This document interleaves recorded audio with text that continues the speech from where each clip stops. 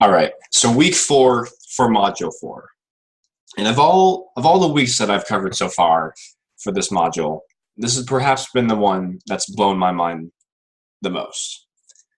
So getting right into it, we started things off by watching 4 videos, part of a series called Everything is a Remix, given by Kirby Ferguson. And just like the title suggests, he talks about how all of our culture, pretty much, all of our art of today is inspired by pieces and parts taken from art and culture yesterday. So, for example, he gave quite a few examples, and I enjoyed it. But to start things off, he talked about Led Zeppelin. Led Zeppelin, in some of their early albums, or I guess in all their albums, they didn't cover, they knocked off songs of that were popular at the time by other artists.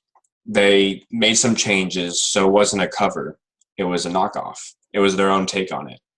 But the difference with Led Zeppelin and other bands who did covers is Led Zeppelin did not give credit. No credit given to the original art. So continuing with some more examples, he starts talking about movies, specifically Star Wars, and how this movie too, that I had long personally considered to be just the peak example of artistic creativity. Just completely, it was inspired by nothing more than heroic epics of the classic hero story. That's all it was inspired by.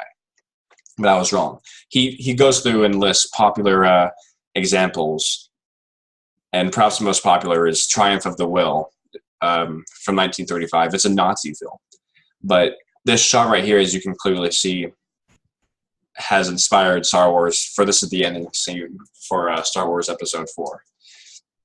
Going into video 3, he starts talking about the Apple computers and just kind of the personal computer wars of the 80s. How all these computers were rushing to outdo each other. And Steve Jobs, he was open about this. He admitted to the fact that he wanted to steal ideas if they were good. And that's just part of the business as far as he was concerned. But his tune kind of shifted later in life. In 2010, he had a quote saying, "I'm going to destroy Android for everything they got because they are copying me. And that's stealing my idea."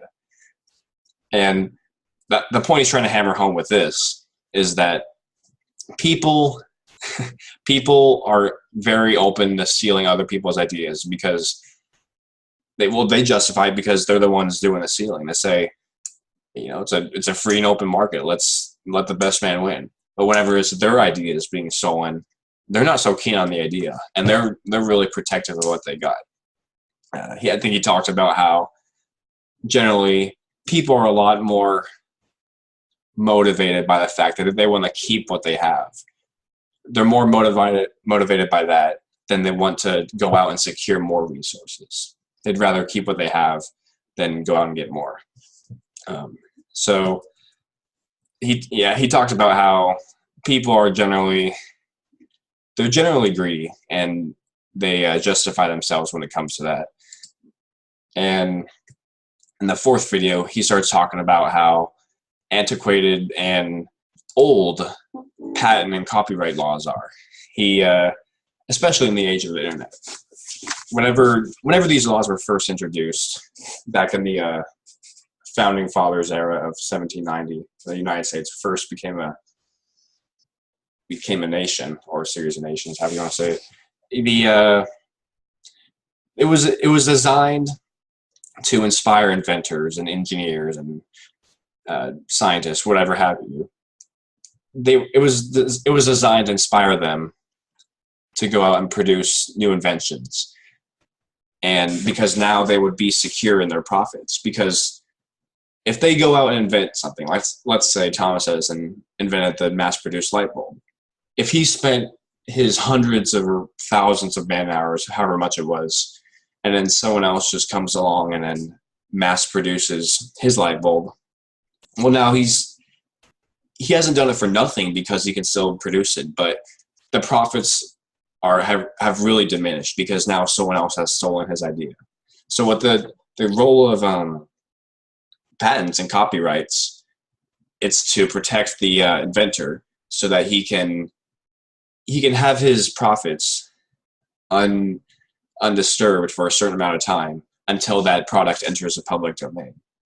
But the problem, especially because the law was written in 1790, which is pre-industrial America, and not only have we entered the Industrial Revolution, where mass-produced products are the norm, we're also in the age of the internet, where copy and paste is a reality.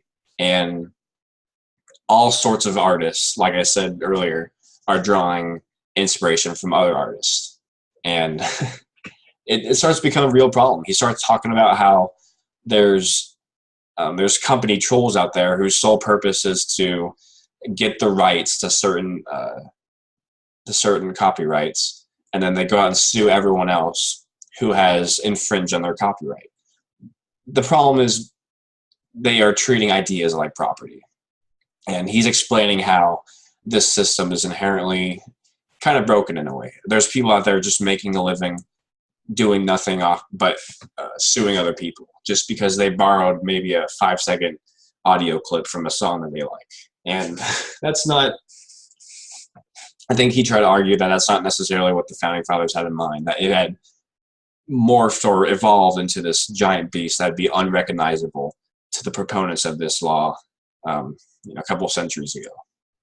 But all right, so that's the point of these 4 videos. He talks about just we're all inspired by everyone else, and copyright laws and patent laws kind of get in the way of that. It's kind of archaic and old.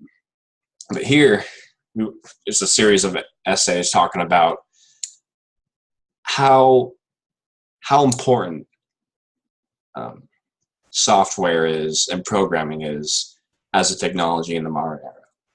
He said that there's 3 soft technologies: written language, money, and programming.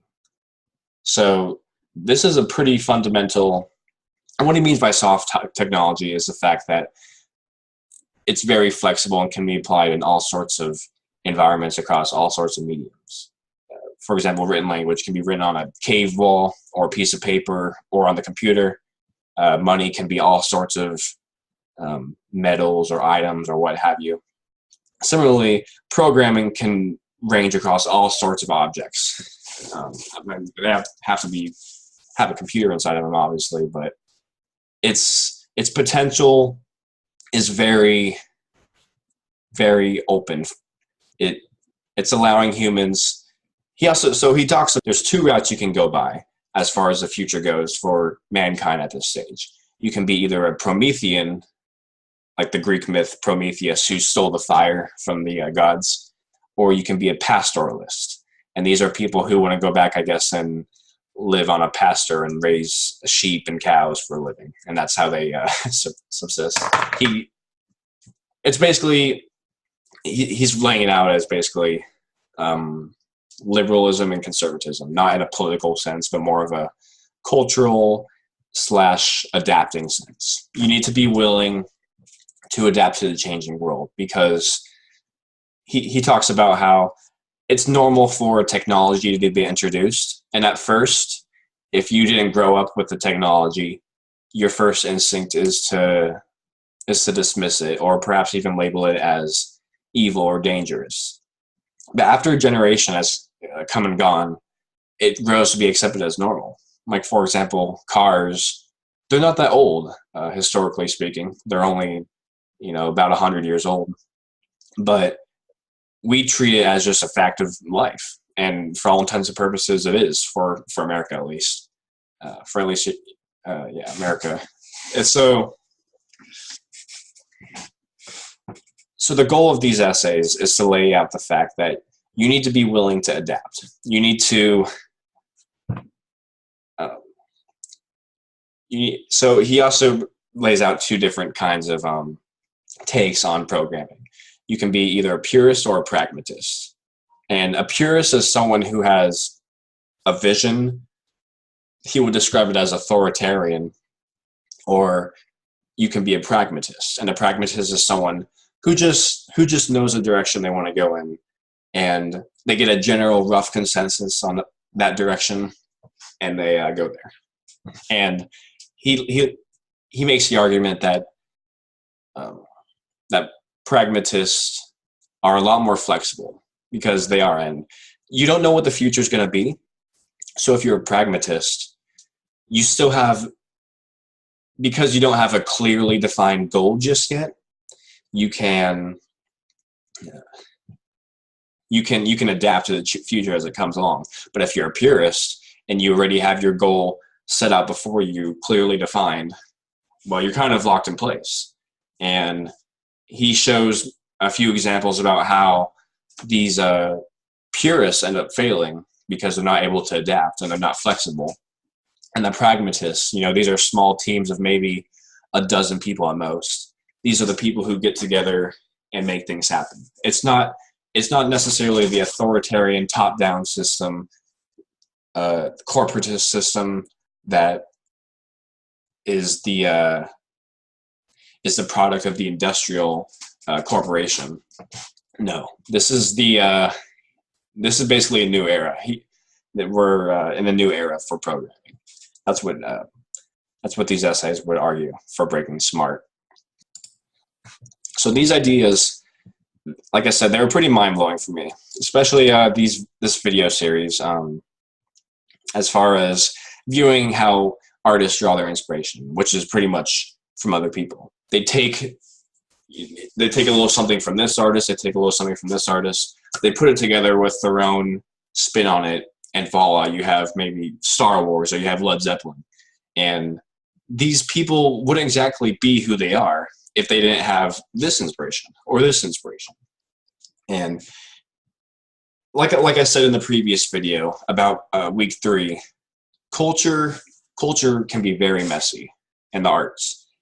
Like I said, you have multiple different inputs, you have multiple different people speaking their opinions in their minds, and it's a messy product. It's not just as easy as saying this person designed this person painted this masterpiece. Well, sometimes it is, but a lot of times we stand on the shoulder of giants is a common quote.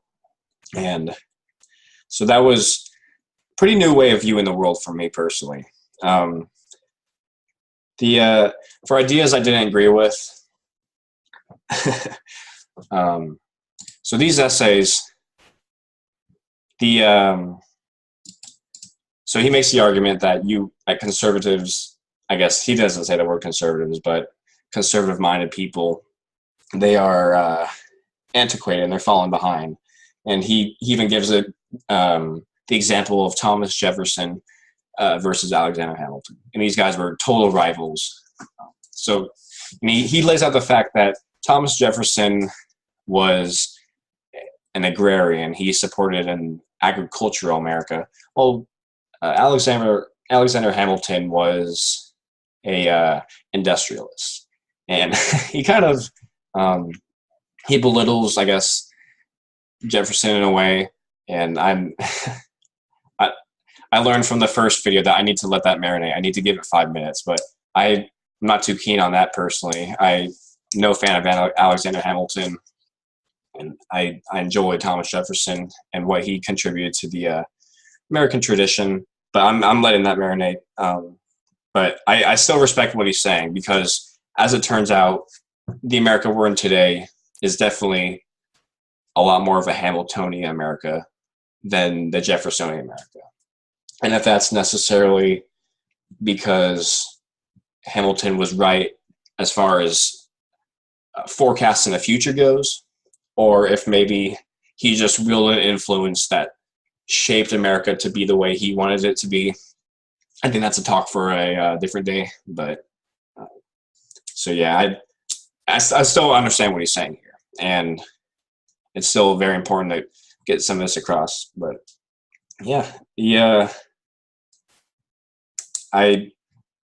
this was a crazy week for me. Very very difficult taking in. I always assumed that Star Wars was this pinnacle of originality, but maybe it's probably for the better that I realize that culture isn't just the product of great artists. It's the product of many different people. And just like the market is messy and chaotic seemingly, so is culture. But as it turns out, they both produce very wonderful outcomes that perhaps people tend to forget can be the product of chaos. Spontaneous order is a term. All right, so yeah, I enjoyed week 4, and this whole module has been great series of lectures and essays. And I want to thank you guys for sticking to the end of this video.